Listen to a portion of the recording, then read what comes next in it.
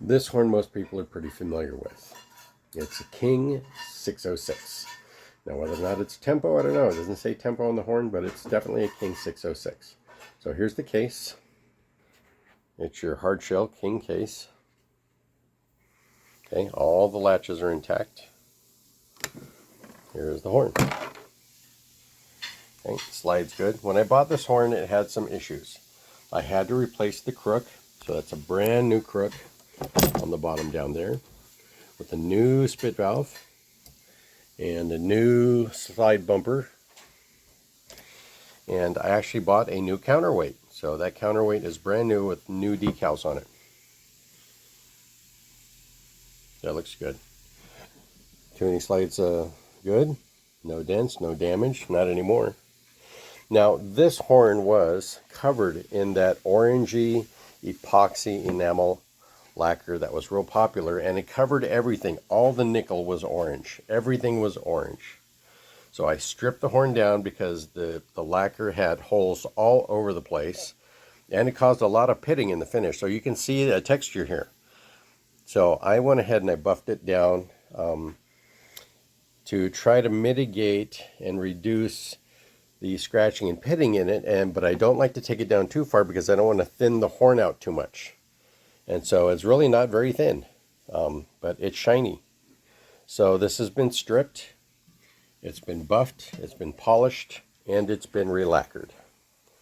Okay, it's got a light coat of what is known as the Mohawk lacquer for brass, which is very widely used amongst repair shops and places that do restorations.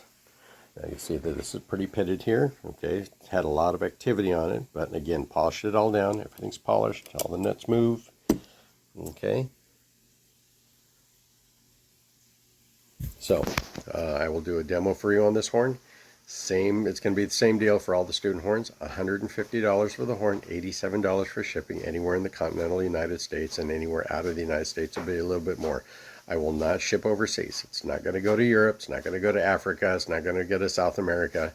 It's going to stay right here in the U.S. So I could send it out to Hawaii or Alaska, but that's about as far as it's going to go. Okay, I apologize that, I'm not doing the international thing. It's just, I'm a little nervous about it. I've had friends that have sent to Europe and the horns don't get there, and then it's just a mess because, it's not necessarily DHL's fault, but it just gets a little messy. I mean, I bought some horns from overseas and I've been okay. Haven't had any problems with it. I just don't like to take any risks because I want my customers to get the horns that they buy from me. Okay, demo coming up. So what I was saying is, with a horn like this, since it doesn't have quite the same response in the upper range like the 2B or the 3, but it's still all King, is what would happen if you put a press fit custom designed lead pipe Venturi in one of these things. I bet it would make it a real screamer. So I haven't tried it yet. I bought one for a 500 bore, but it was for my Olds P16. So I may give it a try. But anyway, you can give it a try. Anyway, let me do a demo for you. So here we go. 1992, 500 bore, 8-inch bell. Oh, that slide works good. Here we go. Okay, now there is a little bit of noise in here.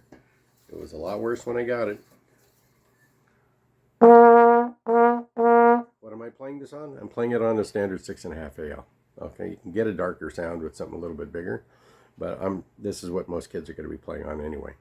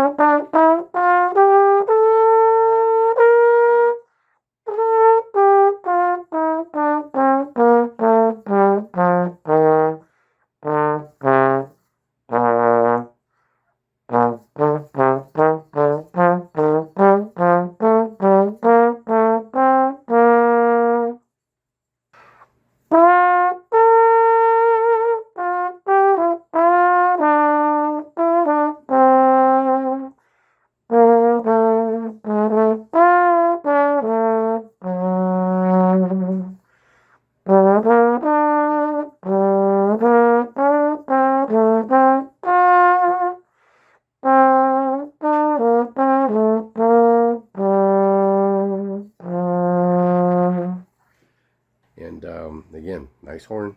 It's very, very king-like, very light, very nimble. Great in the mid-range and even slightly in the upper range. So, hit me up. It's ready to go.